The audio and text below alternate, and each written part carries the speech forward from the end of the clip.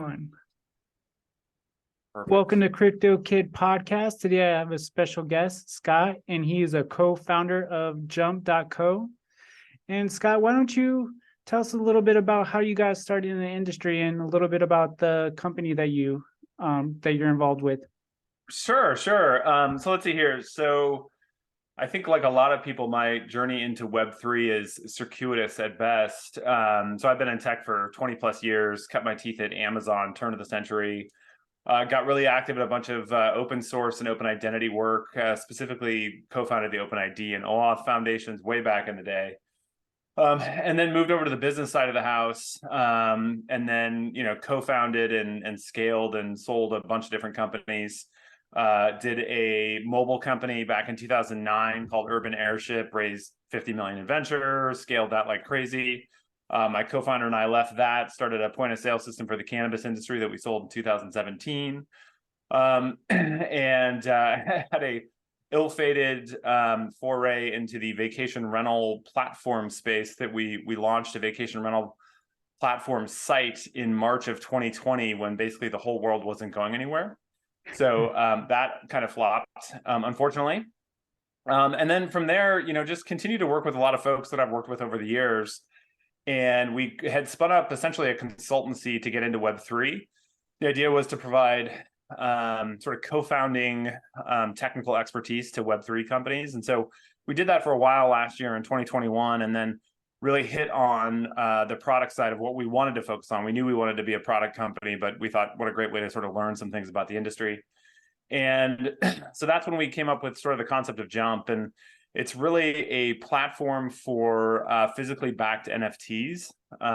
So we have a whole turnkey solution that not only enables a white label NFT platform, but also has full payment support across, you name it, we can support it, as well as a complete custodial solution, because a lot of the users coming to this space just don't understand or know what it means to have a wallet, and it's almost could be kind of dangerous when it comes to assets that actually have physical value. And so we kind of liken it to being this turnkey solution that helps folks who have specific assets that they would like to bring to the blockchain. Some of the advantages of that, we sort of solve that for them. And so our initial focus has been on things like, trading cards, sports memorabilia, fine art, vintage cars, starting to look at things like watches, handbags, and a variety of other things that are sort of brand driven that we think are really, really interesting. So we, really dug in around February of this year and signed our first couple customers. We'll be starting to launch those in early 2023. And, we're off to the races just in time for what I think, some folks would call the end of crypto, which I think is laughable, but yeah. Okay, that's very exciting. And you mentioned like you're using NFTs to back like canned goods, like watches and other materials. How is that concept applying? Because usually when people think of NFTs, for me, an example, I think of like the apes or digital art. And how are we gonna turn like actual art into an NFT? Like by actual art, I mean like a real painting. Sure. So I think the point of using NFTs for this is to be able to have a digital representation or a digital place that you can point to who specifically owns that, and more importantly, to be able to track provenance over time. I think there's also some utility that'll come along with that as well. And we think that there's some really interesting opportunities for, let's say fine art that exists today, but also for, brands like watches, handbags like, Louis Vuitton and all these other folks that want to be able to create, new items that are interesting and compelling. They want to be able to verify those items. And then over the course of time, they want to be able to, see when those get sold, who buys them, who sells them, potentially have a royalty. All those components of NFTs, I think are really, really interesting.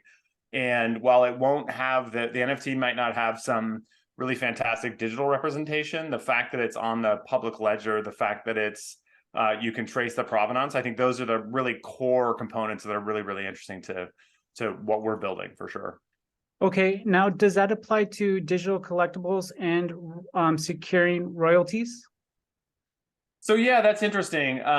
We can do it for digital collectibles. We just have avoided that mainly because there's so many great players who are already doing it. The royalty component is a tricky one in the sense that the way that the ERC 115 and 721 are written is such that thou shalt pay the royalty if the marketplace wants to. And so it's not actually enforceable in the contract itself. And the blockchain has no way of enforcing it. And so I think that's actually a detriment to the space right now. Part of what we're doing is we're actually going to enforce the royalties. And I think some folks may not actually like that. We'll do it through our contract. And because of that, I think people will see what we're doing as potentially, centralized in that sense. I would much prefer, and there are a bunch of efforts around sort of ERCs that would solve for this. In other words, new ways of doing this that adhere to a standard that's been vetted by the community, but those haven't sort of taken off yet. So we're sort of taking matters into our own hands.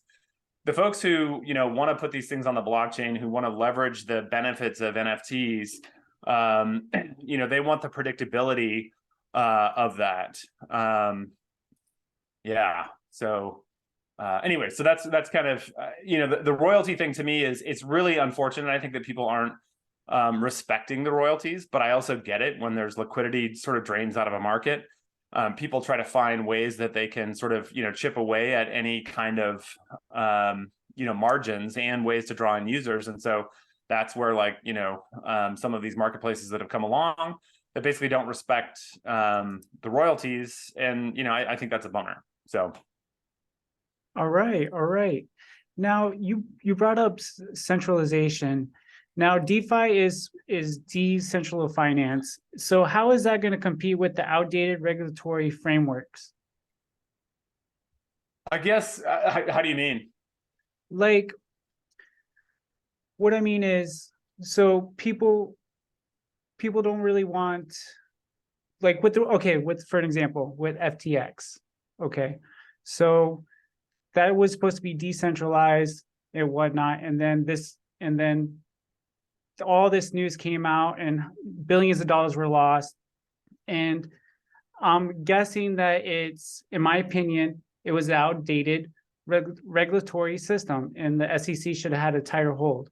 So what is unique? What is going to get people to trust DeFi ever now that FTX has happened? Does that make sense? Yeah, that's a good question. And so let's be really clear here. FTX was a centralized exchange, and if you used it and put your money in it, you were trusting in that exchange. This sort of flies in the face of a lot of the sort of tenets of DeFi. You should custody your own assets, those kinds of things. FTX was a glorified Ponzi scheme run by some 30-somethings that had absolutely no clue of doing what they were doing. Now, I think that they were smart people, and anytime you're in a bull market, smart people can make a lot of money. It's just when the market dips and they continue to make poor decisions or think that things will recover, that's when bad things happen. And in the case of FTX, at least so far, they're uncovering that they used users' deposits to actually fund the business, which is a huge no-no for a variety of different reasons. And then speaking to the sort of the SEC and what was their hand in this, that's a tricky beast. The SEC is completely outgunned when it comes to sort of DeFi, just in terms of how they can manage this. SBF, Sam Bankman-Fried, was actually very tight with the SEC. He had been working very closely on a lot of legislation. And he'd also funded a lot, both on the Democrat and the Republican side of things, from a donation standpoint, because ultimately what he was trying to do was put regulation in place that would cement FTX as sort of the most trusted of the exchanges, which is not the way I think regulation should be done. So it's a tricky beast. And then adding compounded to that is the fact that FTX is a much like Binance, its counterpart Binance, it's an international entity. with 130 plus sub organizations that are connected in this web of crazy corporate governance, or in this case, the lack thereof. And so unwinding that, I think, is really, really tricky. And more importantly, does the SEC even have oversight over that? While there were US citizens who had deposits within FTX.com, there were disclaimers, lots and lots of disclaimers that said you shouldn't have your deposits here if you're from the US or a variety of other places that they weren't allowed to do business in. And in fact, the Bahamian government just came out and said that they don't actually think that FTX and its subsidiaries should fall under Chapter 11 U.S. Rules. And so it's rather interesting to see how this whole thing is going to play out. And if you think about, Mt. Gox happened in 2014, it is now 2022, and they still haven't unraveled that whole beast. And this one is several orders of magnitude larger. And honestly, the fraud associated with it is I think significantly greater. But let's take a step back here and ask ourselves, fundamentally, this is a black eye for crypto. It just is, because, especially going into the Thanksgiving weekend, everybody's, aunt and uncle who you haven't seen in a year is going to say, how's that crypto thing working out for you? I heard it's a big scam. It's fraud. And that's unfortunate. I've even seen it in talking with customers. Everybody's sort of taking a wait and see right now, but fundamentally nothing's changed, right? Blocks are still being verified. People are still minting, selling and trading NFTs. The business of crypto continues to go on. It just has a significant sort of image problem, as it were. And that's unfortunate, and that will set things back. But again, we have to root out not only the bad actors, but the bad companies that are not based on fundamentals. And so unfortunately, I don't think we've seen the worst of it yet. I think there's going to be a lot more that gets unraveled, both from FTX. I'm still not convinced that, Terra can hold its peg. I'm not convinced that Binance isn't a house of cards that just, kick down FTX in order to avoid them getting, taken out. But, only time will tell. In the meantime, everything we're doing is we work everything in USD while we'll transact with crypto. We convert everything to USD, not USDC, to actually USD. And we leverage the inherent nature of NFTs to live on the blockchain, to provide that provenance, to even do some form of what we call community ownership and fractionalization, although we can't call it that. So to me, we're leveraging the inherent, interesting, compelling parts of crypto versus just turning it into a giant speculative game. And that's where I think the interesting work's going to happen, and us among a bunch of other companies that are doing what might not be as flashy because they're not seeing quote unquote huge returns. We're in the business of creating value where it couldn't exist before because of this technology. So super long-winded response to your question. Sorry. No, I appreciate it. And that clarifies a bunch of things. And you also brought up Binance. So I was listening to a podcast on Concrete podcast, highly recommend it. And there was this guy talking about how Binance is a Chinese-backed company. So just going to my head, like, wait a minute, cryptocurrency is banned in China. So how the flip are they, how come China's getting involved with cryptocurrency if it's banned in their own country? Like, that makes no sense. Yeah, I think you can go down some pretty crazy paths, especially depending on the subreddit. I mean, I do it all the time when you sort of look at the subreddits and things like that. But I believe CZ is a Chinese national, although he doesn't live in China anymore. At least this is my understanding, and I'm probably wrong. But where FTX was a web of complicated overlapping corporate structure and governance, Binance is obfuscated even further. It doesn't actually live in any country. It doesn't actually have a corporate headquarters. That one is a really tricky one to unspool. Now, if you play sort of the you play the conspiracy game, if I were China and I could create an exchange that could disrupt potentially the US dollar, and the stranglehold on being the reserve currency on the planet, that's a super interesting, potentially compelling thing to do.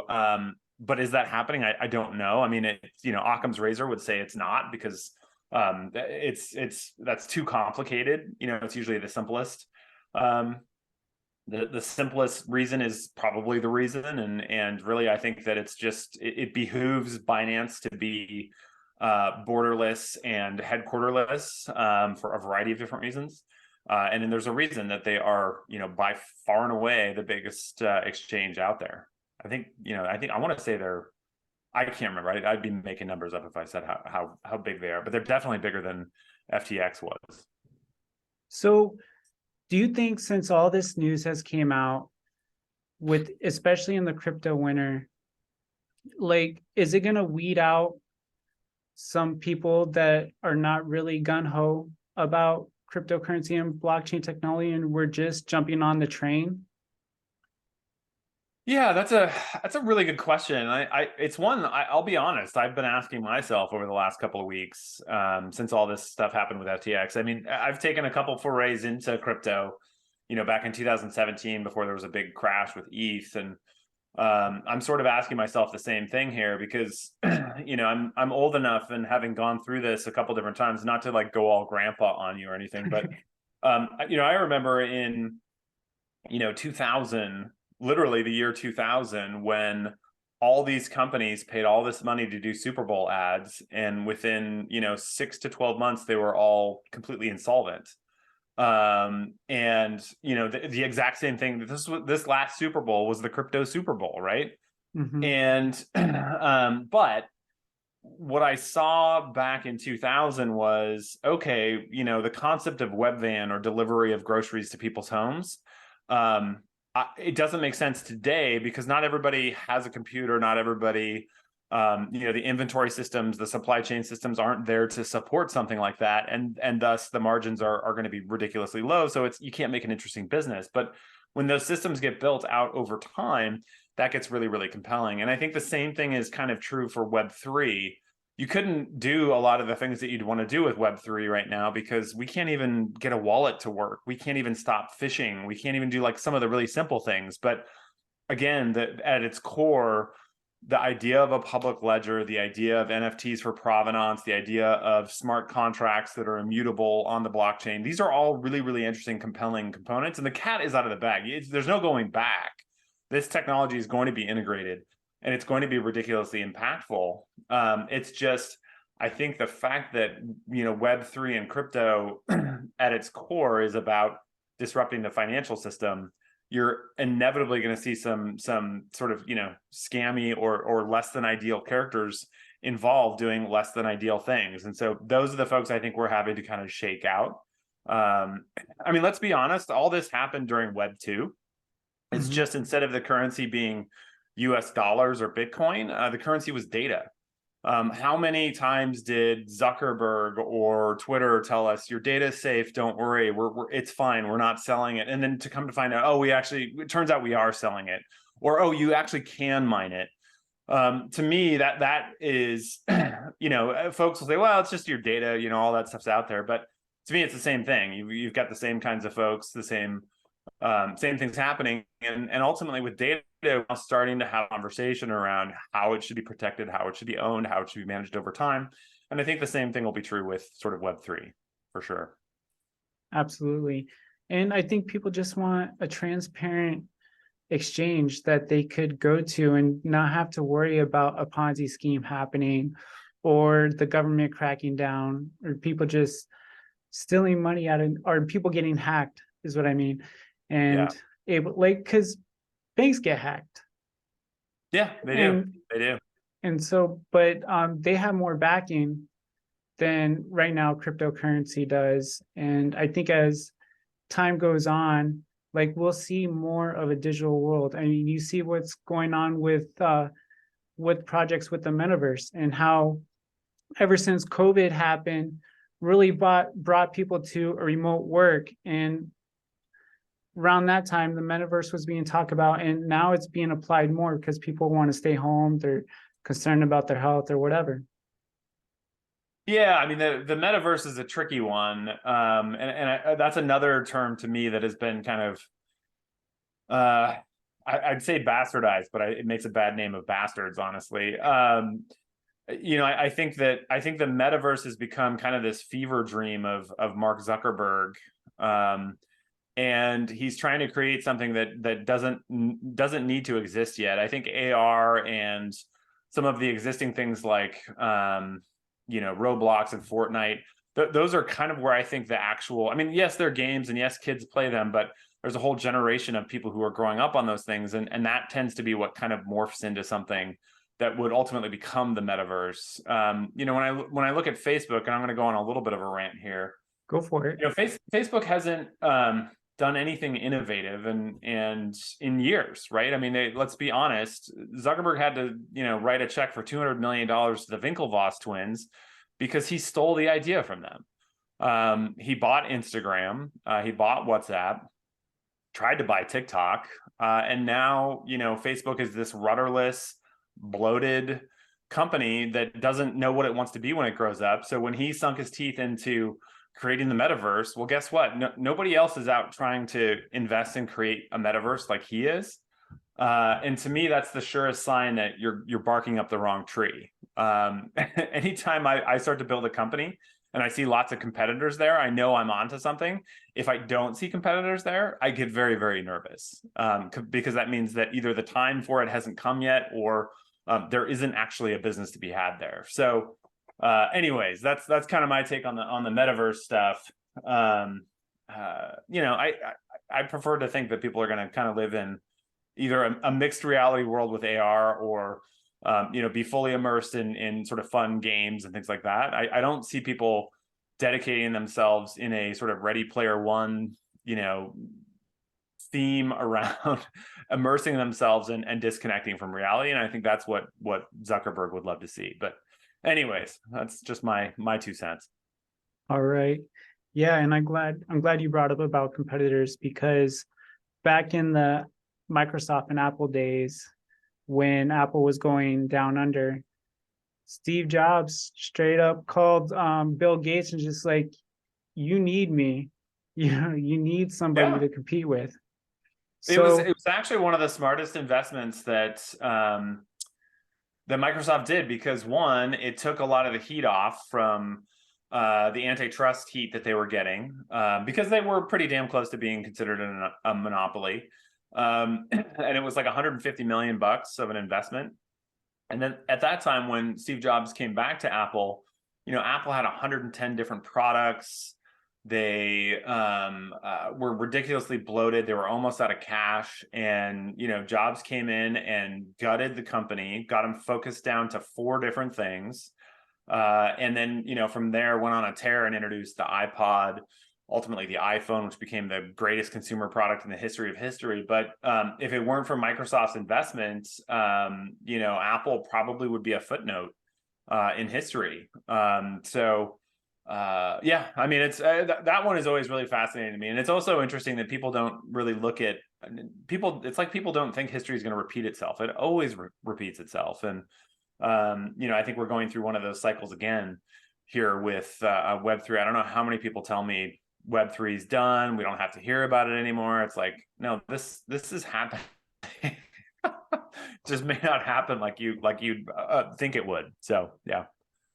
And it's definitely here to stay, with no doubt. I mean, this is something that people are going to innovate with and try to, and with everything that's going down the crypto winter, FTX, it's going to motivate people to make Web3 better and make it more transparent. Yeah, so, I agree. So I understand that you're involved with ID. So how do you think blockchain will play a role in digital ID? Great question. So, years ago, we tried to solve this this with a technology called OpenID. And the idea behind OpenIDs was that you could basically have your own representation of yourself. It came out of a company called LiveJournal. A guy named Brad Fitzpatrick came up with the idea of it, which was my writings are who I am. So I want to be able to authenticate as my blog somewhere, right? Super simple, thing to think about. And so he baked this thing called OpenID. It started to get some adoption. We pulled together a bunch of smaller companies, which then we were able to convince, Google, Facebook, and Microsoft to get on board. They all had sort of competing initiatives that they ditched in favor of this. And ultimately, we were able to create something. And what it did was say, this domain name is associated with this person. And that's kind of cool. But at the time, we're talking almost 15 years ago now. A lot of people would be like, okay, well, great, I have this OpenID. What do I do with it? I don't blog. Like, now what, right? And if you think about Web3, you are what your wallet is. And so if I can now map my identity to my wallet, and then hopefully wrap some permissions around that, that's super interesting. So in addition to having my NFTs and my crypto in my wallet, I could potentially also have my data. I could have my profile information, my address, my my preferences that I would be willing to dole out to people if they ask permission for it and for some finite period of time instead of making it permanent. And so I think we have a bunch of the building blocks. I'm just not sure how it's going to manifest itself. And more importantly, how is it going to manifest itself in such a way that users don't even care or know about the wallet underneath or their ID or any of that stuff. It's just they click a button and it works. And what happened with the case of OpenID was when Google and Facebook adopted it, they made it really easy for you to use that little button, that log in with your Facebook account or log in with your Google account. And guess what? Those became ubiquitous. People don't know that they're using the same technology underneath that, and they shouldn't. They don't need to know it. But Facebook and Google were able to leverage their dominance with so much profile data, and more importantly, to just make it easy for people to log in, that the use case just pulled those users directly through. And ultimately, that's why we can now sign in. But we don't have control because we're beholden to the keepers of my Facebook account in the case of Facebook, Google, all that kind of stuff. So where's it all going to go? I'm not sure, but I think that we have a bunch of the pieces in place. I think this is a unique moment in time because we have a new technology in the form of sort of Web3 and what's happening there. And we're going through an economic downturn, which means there's going to be a lot of people starting up new companies. So it's sort of it's the ingredients for the perfect storm. And how it comes out, I'm not sure. But ultimately, I think the winner will be whoever it is that just guts it out the longest. I mean, it sounds really boring, but it just, yeah, exactly.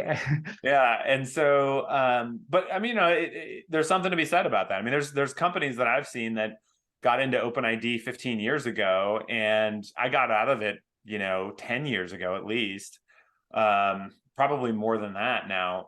And the people who stuck to it are now running multi-billion-dollar companies. And, for me, I lost interest because, I'm an entrepreneur and I always want to go on to the next thing.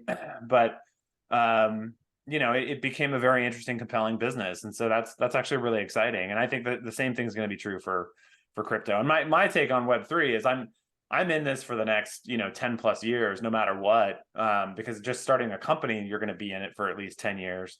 But I think that there's so much more that needs to be done on a, technology level in terms of specifications that need to be written.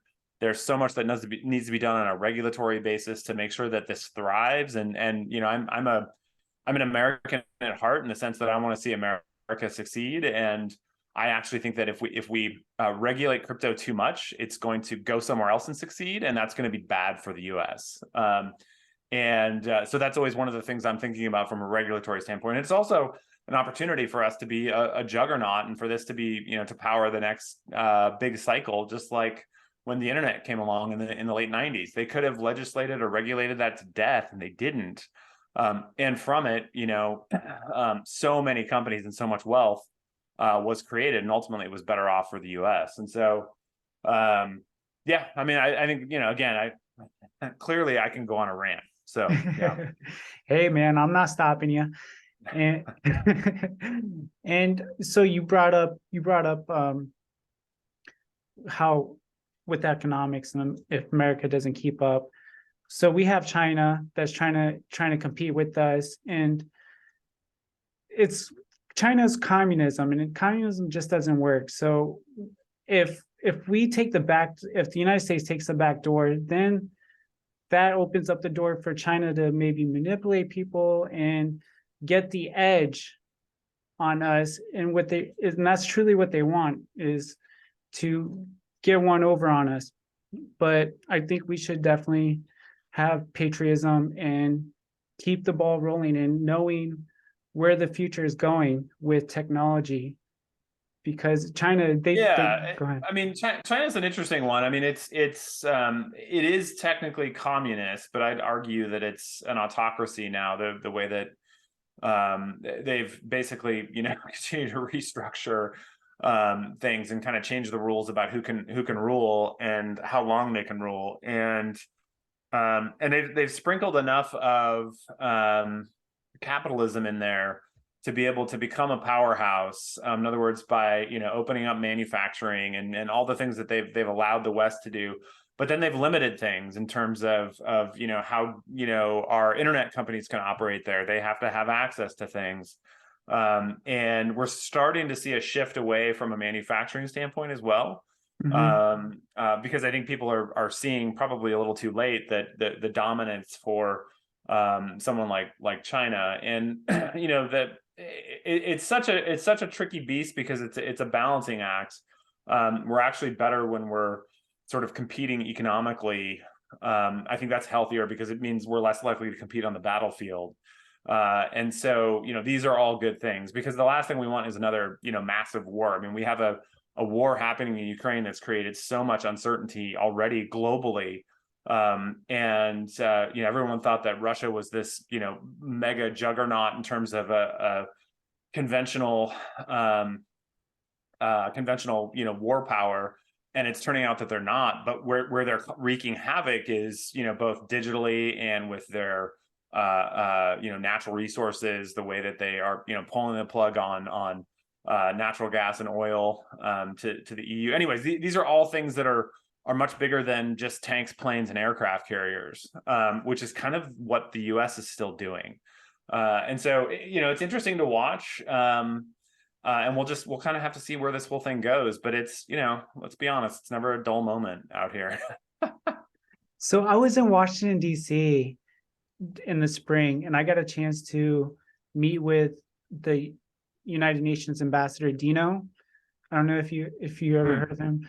So when I was talking to him, I asked him, I was like, do you think blockchain technology can bring world peace? And to simplify, because he gave a valid explanation, and he, in short terms, he said yes, it will. So what are your thoughts about blockchain bringing world peace and putting an end to war? Yeah, I mean, that's a tricky. I think I think it would be a secondary effect, if anything. I mean, the reality is we went through Web 1, which was a very US, sort of West Coast US centric bubble that grew and then burst in 2001. We went through a similar thing with Web 2 in sort of 2008, 2009, 2010, although sort of there was an exclamation point there around the housing crisis, which took the winds out of a lot of people's sails. But that was mostly domestic US, Europe, and a little bit of Asia. And now with Web 3, what you're seeing is we're 30 years on since sort of the rise of the internet. You have a whole generation that's only been raised on not only the internet, but also touch devices, connected devices, supercomputers that are in your pocket everywhere you go. And we're still dealing with some archaic systems around healthcare, and then, most importantly, finance. And so a lot of the incumbents, the existing players, that whether they're, cell phone providers, or I shouldn't say cell phone providers, telecom carriers and other folks, are trying to sort of push their models down into these emerging markets when they're kind of broken, right? Doing a traditional bank in Africa somewhere doesn't make a lot of sense. You need something, you need to leverage the existing tools, mobile, potentially crypto, so that you can eliminate some of the grift that is happening in these things. And so I think that if you have a connected planet that can easily, transfer wealth between each other and transact without a lot of barriers, whether it's regulatory or taxation or others, I think that's ultimately good. But it may not be really great for sort of the ruling class, because those folks don't tend to want to see things change. So I'm hopeful. I actually feel really good about it. I do believe that a sort of a Web3 company will be the first one to have a $10 trillion market cap. It'll be in the next 10 years. We don't know what it is. It's likely being founded right now. And to me, that's super, super exciting. But now you have an entire planet that's connected, that is now, understands how this technology works.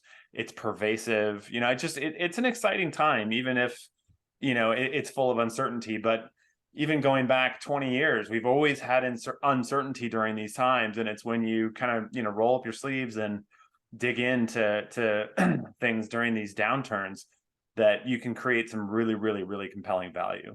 So. Okay.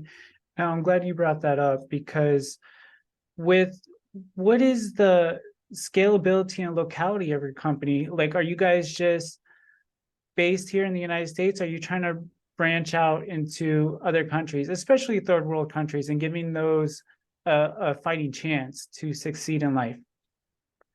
Yeah, I mean, I'm a fan of, launch quickly, learn as quickly as we can from our customers, and then, iterate on that. And so we've been focused on doing that. It's sort of the crawl, walk, run kind of a thing.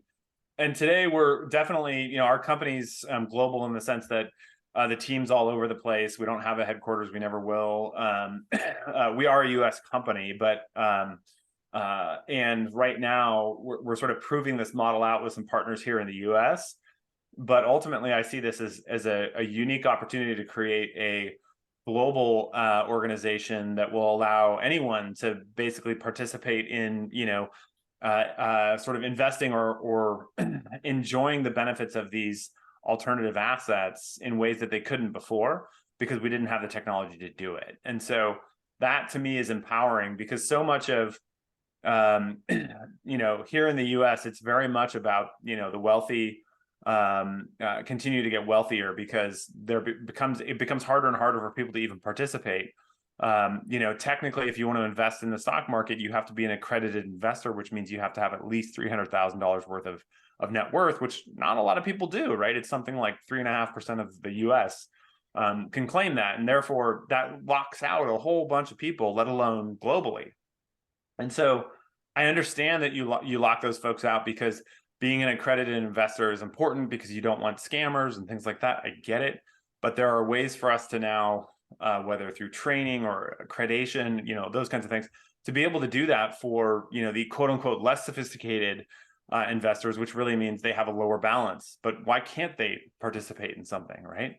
And so that's what gets me sort of excited about what's coming up next and what we're building, right? We know that we've been lucky enough to be able to bootstrap this with our early customers, and we'll continue to do that as long as we can. I've raised a lot of venture capital. I'm a huge fan of the VC model. I think it actually works, especially because, if you find the right investors, everybody's check cashes. It's what they bring to the table after the fact, whether it's through connections, partners, you name it. And so that's kind of how we're thinking about, growth and where we're headed right now. What's the hardest thing that Jump has faced, and how were you able to encourage your team to stay on the path? We're so new that we haven't had any really big curveballs. Other than, this FTX thing that's happened. And, the bonus for us is the team that we've pulled together have worked together anywhere from, 5 to 12 years together. Like, all of us have been in other companies together. And so we kind of know how this works, that there is uncertainty, that we're not sure, that we may be building something today that's going to completely change tomorrow.